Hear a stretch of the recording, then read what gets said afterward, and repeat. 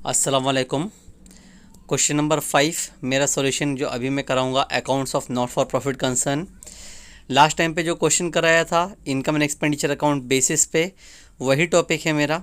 एक और क्वेश्चन दिया है, following is the recipient payment account of Satara sports club Satara, prepare income and expenditure account for the year ending 31 March 19। हम लोग को सतारा sports club का एक रिसिप्टेंट पेमेंट अकाउंट दिया गया है और पूछा गया है सिर्फ इनकम एक्सपेंडिचर अकाउंट बनाने के लिए। लेकिन ये वाला क्वेश्चन थोड़ा सा डिफ़िकल्ट है, थोड़ा बड़ा है, ध्यान देना, बहुत सारी इन्फॉर्मेशन दी गई है। ठीक है, पहला debit side, to balance brought down cash in hand cash at bank. Cash in hand cash at bank, this is opening balance of cash and bank, जिसका पोस्टिंग सिर्फ ओपनिंग बैलेंस शीट में जाना चाहिए। ओपनिंग बैलेंस शीट हम लोग नहीं बना रहे हैं, इसलिए इसका इफेक्ट पास नहीं होगा। सब्सक्रिप्शन 17-18, 18-19 एंड 19-20, 3 साल का सब्सक्रिप्शन दिया गया है। 17-18 प्रीवियस ईयर, अगर ओपनिंग बैलेंस शीट बनाते तो ये एसेट साइड में जाता। 18-19 करंट ईयर का है, ये रेवेन्यू है जो हम लोग इनकम एक्सपेंडिचर के क्रेडिट में फीड करेंगे। और 19-20 फ्यूचर ईयर का है, जो कि बैलेंस शीट अगर मैं क्लोजिंग बनाऊंगा तो लायबिलिटी साइड में जाएगा। ठीक है, तो इस तरह से 17-18 का इफेक्ट नहीं जाएगा और 19-20 का भी इफेक्ट हम लोग पास नहीं करेंगे। एंट्रेंस फीस रेवेन्यू है। Donation for building fund, donation का कॉन्सेप्ट पहले मैंने एक्सप्लेन कर चुका। सिर्फ डोनेशन होता तो वो रेवेन्यू होता, हम लोग इनकम एंड एक्सपेंडिचर में रिकॉर्ड करते। लेकिन ये डोनेशन फॉर बिल्डिंग फंड कहा गया है, स्पेसिफिक नाम दिया गया है बिल्डिंग फंड, इसलिए इसको हम लोग लायबिलिटीज़ में लिखेंगे बैलेंस शीट में, जो कि बनाना नहीं है, तो हम लोग इसका इफेक्ट भी पास नहीं करेंगे। उसके बाद में नेक्स्ट दिया है इंटरेस्ट। इंटरेस्ट अपनी रेवेन्यू इनकम होती है।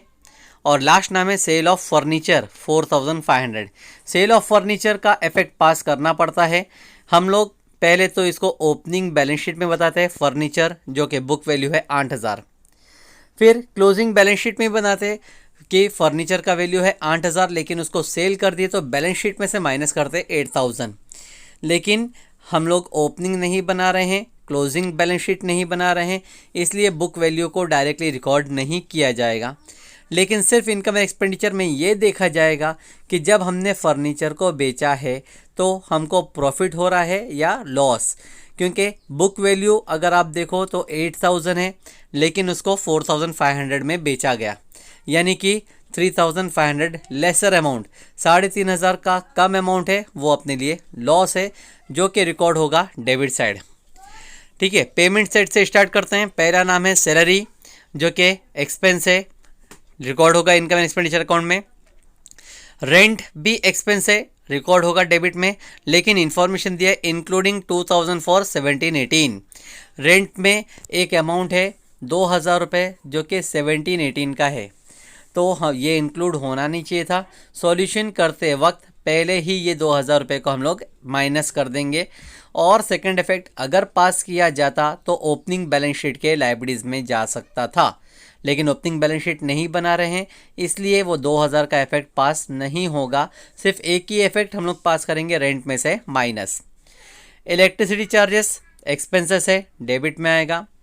फिक्स डिपॉजिट एसेट होता है, balance sheet closing balance sheet के एसेट्स में जाएगा वो, इसलिए हम लोग इफेक्ट पास नहीं करेंगे। Printing and stationery revenue expense है, एक्सपेंस को हम लोग रिकॉर्ड करेंगे डेबिट में। जनरल एक्सपेंस 5500, ये भी एक्सपेंस है, डेबिट में आना चाहिए, लेकिन एक इन्फॉर्मेशन नीचे दिया गया है, that is an adjustment. Including 500 paid for next year, 500 रुपये हमने नेक्स्ट ईयर के लिए पे कर दिया है। नेक्स्ट ईयर मतलब आगे के साल के लिए पे किया, दैट इज़ एन एडवांस, तो हम लोग इसको माइनस कर देंगे एज एडवांस। और सेकंड इफेक्ट अगर पास करते तो balance sheet closing balance sheet में एसेट साइड में पास किया जाना था, लेकिन सेकंड इफेक्ट पास नहीं होगा। वैसे दिए स्पोर्ट्स मटेरियल परचेस, एक important topic, sports material purchase. Sports material revenue transaction है, स्पोर्ट्स क्लब है, इसलिए बार बार परचेस करना पड़ेगा, ये भी रेवेन्यू। और लास्ट में दिया है balance carried down, cash in hand cash at bank. दोनों ही information cash in hand cash at bank दोनों बैलेंस शीट में जाना चाहिए, asset side closing balance sheet में नहीं प्रिपेयर कर रहे हो, इसलिए उसका इफेक्ट पास नहीं होगा। अब एडजस्टमेंट देखते हैं। एडजस्टमेंट कहा गया है outstanding subscription for current year is 4500। Current year के लिए आउटस्टैंडिंग है सब्सक्रिप्शन 4500। तो पहला इफेक्ट सब्सक्रिप्शन में प्लस कर देंगे इनकम में, लेकिन सेकंड इफेक्ट पास नहीं किया जाएगा, बैलेंस शीट नहीं बनाई जा रही है। ठीक है, सेकंड एडजस्टमेंट है outstanding rent for current year is 1000। Current year का रेंट आउटस्टैंडिंग है 1000, तो हम लोग रेंट जो कि पेमेंट में दिया हुआ है वहाँ पे एडअप कर देंगे आउटस्टैंडिंग, उसका भी सेकंड इफेक्ट पास नहीं करेंगे, बैलेंस शीट नहीं बनाई गई। तीसरा है entrance fees are to be treated as revenue income. Entrance fees को रेवेन्यू मानना है, मतलब यहाँ पे हम लोग वो जो एंट्रेंस फीस मिल रहा है उसको रेगुलर इनकम मानेंगे, तो वो इनकम ही आएगी, इनकम साइड में ही रिकॉर्ड करना है।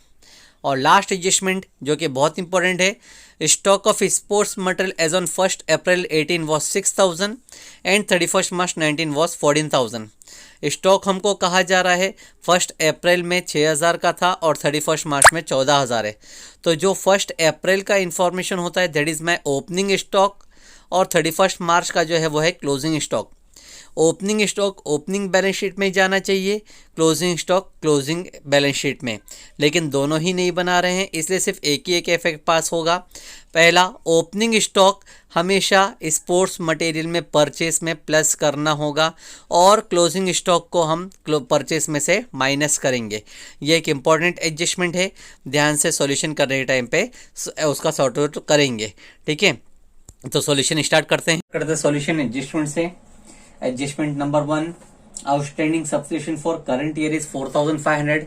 सब्सक्रिप्शन में आउटस्टैंडिंग कहा गया, वो भी करंट ईयर में, तो लिखेंगे क्रेडिट में बाय सब्सक्रिप्शन। और अमाउंट करंट ईयर का चेक करें, करंट ईयर है अपना 1819 का अमाउंट था 44,500। अब इसमें आउटस्टैंडिंग है, मतलब प्लस करेंगे, प्लस आउटस्टैंडिंग और अमाउंट जो कि एडजस्टमेंट में दिया गया था 4500, जब एडअप कर देंगे तो हो जाएगा 49,000। कोई सेकंड इफेक्ट पास करने की जरूरत नहीं है क्योंकि हम लोगों को बैलेंस शीट पूछी नहीं गई है, बैलेंस शीट नहीं बनाना है। अगर बनाते तो इसका इफेक्ट जाता है एसेट साइड में। सेकंड एडजस्टमेंट से स्टार्ट करते हैं। Outstanding rent for current year amounted to ₹1000। Rent outstanding है करंट ईयर का 1000। रेंट अगर आप लोग देखेंगे तो पेमेंट में था, पेमेंट की वजह से हम डेबिट में लिखेंगे टू रेंट, और एडजस्टमेंट जो अमाउंट था रेंट का वह है 5000। लेकिन ऑलरेडी रेंट के ब्रैकेट में इंफॉर्मेशन दिया था इंक्लूडिंग 2000 फॉर 17-18। इस अमाउंट में 17-18 यानी पिछले साल का 2000 इंक्लूड है, तो पहले वो अमाउंट को एक्सक्लूड करेंगे, माइनस फॉर 17-18 चाहिए तो ब्रैकेट में लिख देते हैं लास्ट ईयर का अमाउंट इंक्लूड नहीं होना चाहिए था, इसलिए उसको 2000 रुपये हटा देंगे। जब 5000 में से 2000 हटा दिए तो 3000 रुपये नेट बचा है। ठीक है, अब ये जो 3000 नेट बचा है इसमें हम करंट ईयर का आउटस्टैंडिंग जो है वो प्लस करेंगे, प्लस आउटस्टैंडिंग करंट ईयर का जो एडजस्टमेंट में बोला गया था 1000, तो 3000 प्लस 1000 करेंगे तो अमाउंट हो जाएगा 4000। ये रेंट का एडजस्टमेंट थोड़ा इंपॉर्टेंट इसलिए है क्योंकि दो इंफॉर्मेशन है, एक है लास्ट ईयर के बारे में 2000 जो कि रिसिप्ट एंड पेमेंट में ही दिया गया है, उसका सिर्फ एक ही इफेक्ट है और उसमें से माइनस कर देंगे, और आउटस्टैंडिंग जो एडजस्टमेंट में दिया है उसका एक ही इफेक्ट पास करेंगे। फिलहाल इस क्वेश्चन में प्लस कर दिया गया, अगर बैलेंस शीट बनती है तो सेकंड इफेक्ट हम लोग पास करते हैं इसका लायबिलिटी साइड में। थर्ड एडजस्टमेंट कहा गया है entrance fees are to be treated as revenue income. Entrance fees को हमको रेवेन्यू इनकम मानना है, नहीं भी एडजस्टमेंट कहा जाता तो नॉर्मली हम लोग उसको रेवेन्यू ही ट्रेड करते हैं। ठीक है, तो उस एडजस्टमेंट का कोई इफेक्ट अभी हम लोग को पास नहीं करना है। लास्ट है stock of sports material on 1 April 18 was 6000 and on 31 March 19 was 14000। Stock of sports material का स्टॉक दिया गया है 1 अप्रैल पे 6000 है और 31 मार्च पे 14000 है। जब ये स्टॉक कहा जाए तो एक ओपनिंग स्टॉक है 1 अप्रैल का और 31 मार्च का क्लोजिंग। इसका इफेक्ट पास करने का तरीका इस तरह से आएगा, टू स्पोर्ट्स मटेरियल पूरा लिखेंगे हम लोग, और अमाउंट इस तरह से लिखा जाएगा। सबसे पहले लिखेंगे ओपनिंग ओपनिंग का डेट जो दिया गया था 1 अप्रैल 2018, इनर कॉलम में लिखता हूं दैट इज 6000। ये ओपनिंग का इफेक्ट हमको यहाँ पे पास करना पड़ता है, दैट इज प्लस करना पड़ता है। इसका अगर इफेक्ट हम लोग पास करेंगे सेकंड इफेक्ट तो ओपनिंग बैलेंस शीट में जाता, लेकिन ओपनिंग बैलेंस शीट नहीं है इसलिए कुछ नहीं करना है। इसके बाद में हम प्लस करते हैं, प्लस परचेस, जो कि परचेस हम लोग को कहा गया है, ठीक है, प्लस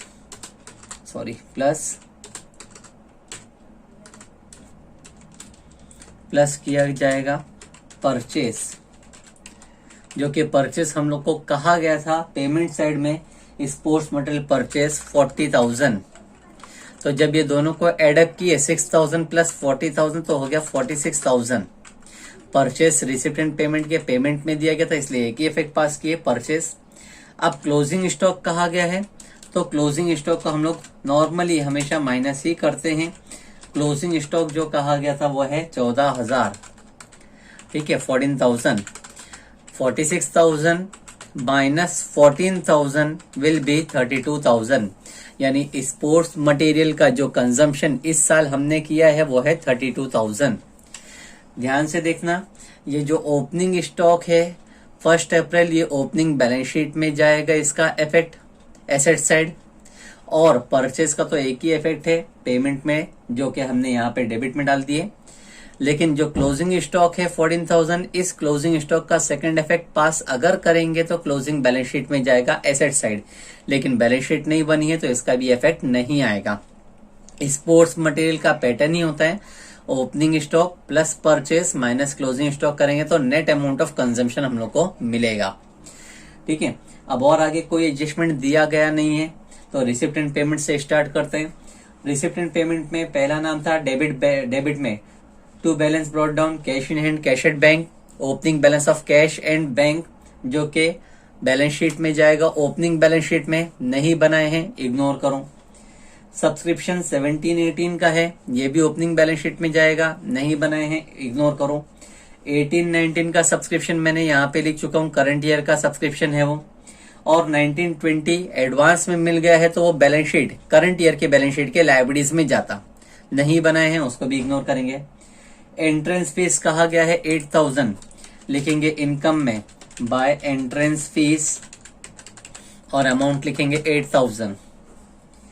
फिर था डोनेशन फॉर बिल्डिंग फंड, सिर्फ डोनेशन अगर कहा जाता तो वो मेरे लिए इनकम होती, मैं इनकम में लिख देता, लेकिन कहा गया donation for building fund. Building fund के लिए हमको डोनेशन मिला है तो ये स्पेसिफिक फंड के लिए जब कोई डोनेशन मिलता है तो इसको हम लोग लाइब्रेरीज में पास करते हैं, हमारे इनकम एक्सपेंडिचर में नहीं आएगा। इंटरेस्ट कहा गया है, लिखेंगे इंटरेस्ट रेवेन्यू इनकम है और अमाउंट जो कि था 600।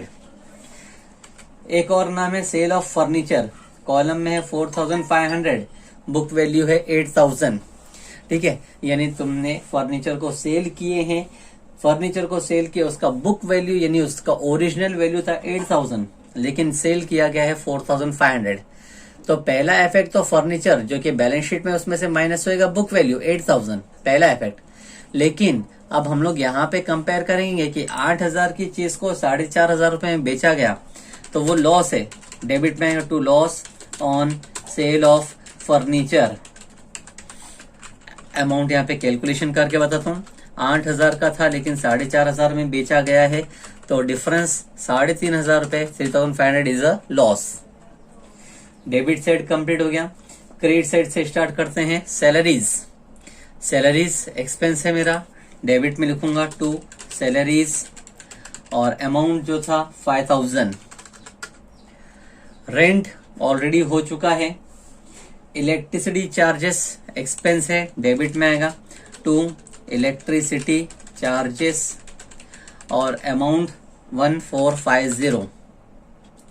फिक्स डिपॉजिट, फिक्स डिपॉजिट करना that is capital transaction, assets credit होता है उससे, तो हमारी बैलेंस शीट में जाएगा, एसेट साइड नहीं बनाए हैं, इग्नोर करेंगे। प्रिंटिंग एंड स्टेशनरी 750 एक्सपेंस है, डेबिट में आएगा to printing and stationery, printing and stationery जिसका अमाउंट है 750। ठीक है, प्रिंटिंग एंड स्टेशनरी हो गया। प्रिंटिंग एंड स्टेशनरी के बाद में चेक करते हैं, एक और एडजस्टमेंट कहा गया है कि एडजस्टमेंट नहीं, सॉरी, नाम दिया है, जनरल एक्सपेंसेस कहा गया है। जनरल एक्सपेंसेस और अमाउंट भी कहा गया है। मुझे जगह छोटी पड़ रही थी इसलिए मैंने इंसर्ट किया हूं। फिलहाल जनरल एक्सपेंस है, डेबिट में लिखे जनरल एक्सपेंस और अमाउंट इनर कॉलम में लिखूंगा मैं 5500। लेकिन ब्रैकेट में इंफॉर्मेशन था including 500 paid for next year. 500 तुमने नेक्स्ट ईयर यानी आगे के साल के लिए पे किया है, तो उसको हम लोग लिखते हैं एडवांस फॉर नेक्स्ट ईयर। ये एक ही इफेक्ट आएगा। फिलहाल यहाँ पे जो हम लोग माइनस करेंगे 500, तो नेट अमाउंट बचेगा 5000। ठीक है, अगर बैलेंस शीट बनाते तो ये अमाउंट मेरा जाता एसेट साइड में, एडवांस जनरल एक्सपेंसेस एसेट्स में पास करता मैं। उसके बाद में था स्पोर्ट्स मटेरियल। स्पोर्ट्स मटेरियल का पूरा इफेक्ट किया जा चुका है ऑलरेडी, रिपीट नहीं होगा। और लास्ट में नाम था balance carried down, cash in hand, cash at bank. Closing balance of cash in hand है, closing balance of cash at bank है। तो ये दोनों का effect income and expenditure account में नहीं आता है। दोनों का इफेक्ट हम लोग पास करते हैं बैलेंस शीट के एसेट साइड में। इस तरह से हमारा पूरा रिसिप्ट एंड पेमेंट अकाउंट का पोस्टिंग हो गया, एडजस्टमेंट की पोस्टिंग हो गई, सब कंप्लीट हो गया। अब लास्ट काम हम लोग जो करते हैं वो है टैली करने का। तो टैली करते हैं एक एक करके। पहले डेबिट का टोटल कर लेते हैं। स्टार्टिंग 4000 प्लस 32,000 प्लस 3,500 प्लस 5,000, उसके बाद में प्लस 1450 प्लस 750 और फिर प्लस करना है 5000। तो टोटल अमाउंट जो आएगा डेबिट का, यहाँ साइड में लिख कर रखता हूँ 51,700 है। अच्छा, क्रेडिट का अगर मैं एडअप करूं 49,000, ठीक है, 49,000 प्लस 8,000 प्लस 600, तो टोटल होता है मेरा 57,600। तो अगर देखूंगा तो 57,000 बड़ी अमाउंट है, दोनों साइड लिखेंगे 57,600, 57,600। 57,600 में से 51,700 माइनस करूंगा तो बैलेंस मेरे पास बचेगा 5,900 on debit side. Debit side में जो बैलेंस बचता है उसको लिखेंगे हम लोग टू सरप्लस। सरप्लस बार बार मैंने कहा है, इसको हम लोग फुल नेम के हिसाब से भी लिख सकते हैं, वो excess of income over expenditure भी लिखा जा सकता है। ठीक है, तो ये सॉल्यूशन में भी हम लोगों ने सिर्फ और सिर्फ इनकम एंड एक्सपेंडिचर अकाउंट बनाया है और कोई सेकंड इफेक्ट पास नहीं किया। ना ओपनिंग का सेकंड इफेक्ट है और ना ही क्लोजिंग का, ना प्रीवियस ईयर का है और ना ही आउटस्टैंडिंग का, किसी का भी सेकंड इफेक्ट पास नहीं किया गया। थैंक यू आप लोगों का।